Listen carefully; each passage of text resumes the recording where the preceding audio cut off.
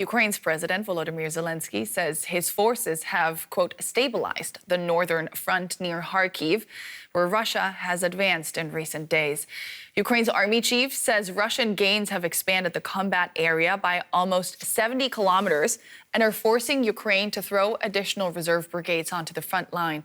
Authorities are trying to evacuate the last remaining residents in Vovchansk, just 5 kilometers from the Russian border.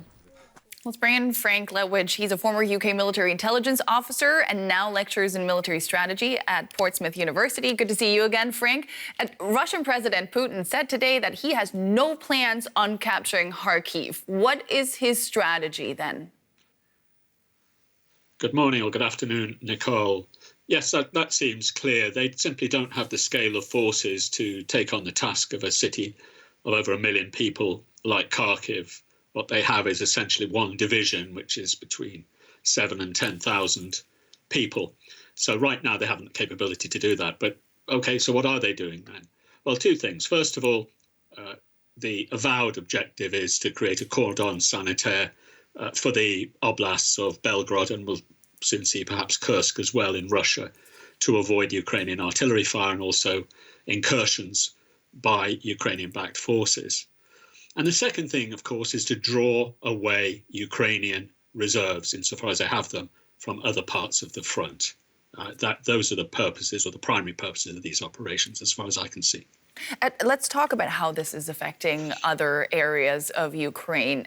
This fighting back the Russian onslaught, whatever reason might be behind it, and whatever thinking might be behind it on the Russians' part, how is it affecting Ukrainian operations in other parts of the front?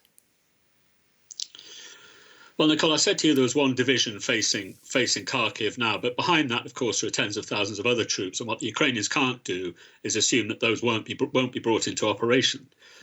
As I said, it's unlikely they'll be going for Kharkiv, but of course there are other potential points of trouble, as it were, particularly Sumy in the west. And the Ukrainians are quite concerned that the Russians will have a go there, which they may well do. But what the Ukrainians have done, of course, this pulls the Ukrainian army and it stretches them. So you heard on the report there, the Ukrainians have taken 2 brigades, and that's quite a force to reinforce that front. And that's the whole point here. It's stressing once again the manpower stresses, the size differential between Ukrainian and Russian forces, and it's exploiting Ukraine's deficiency in that respect. And it's stretching them, and it will continue to do so. I think the Ukrainians will hold, but they are going to be seriously challenged, I think, particularly in that northeastern region or northwestern region of the country. Sorry, northeastern region.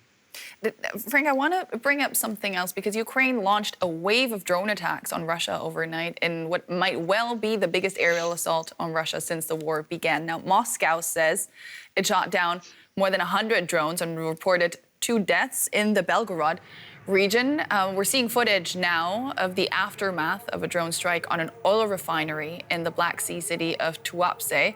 Fire crews have extinguished the blaze, but the extent of the damage is still not clear. Now, Frank, to what extent are these drone attacks debilitating the Russian war machine? I think it's fair to say that the attacks on the oil refineries are achieving effect at that sort of strategic level, economic level, and they've reduced Russian capacity, according to some reports, by between around 5, 6, 7%. Who knows? But they're having some effect. The question is, are they worth the effort and worth the downside, which is the appearance of attacking civilians? Much more effective, and we saw this over the last couple of days, are assaults on Russian military targets, such as on Belbek airfield a couple of days ago, which really did damage the Russian naval and aviation there, using ATACMS missiles, interestingly. And right now they do seem to be having some effect. The drone attacks on Russia, though, I would assess less so at the moment. You know, they're not of a scale that are really going to damage Russian military efforts at this moment, and nothing like the effect, of course, that the Russians are having on Ukraine itself with similar attacks, and of a far greater scale, both from the air and using drones. Yeah, Ukraine's still very much on the back foot. How do you see the summer going for them? We will see the Russian summer offensive, which I think everybody's predicting. We may have that may have begun. That will stretch Ukrainian forces. And what some analysts are saying is that this will move from an attritional phase to a maneuver phase where we may see breakthroughs and so forth. I'm not so sure about that, but let's watch and see what happens in Sumy district next and the scale of forces that are applied there. Nobody's expecting vast numbers of Russians to appear out of nowhere. Of course, Western intelligence knows full well the scale of Russian threat. Frank Ledwidge from Portsmouth University. Always great speaking to you. Thanks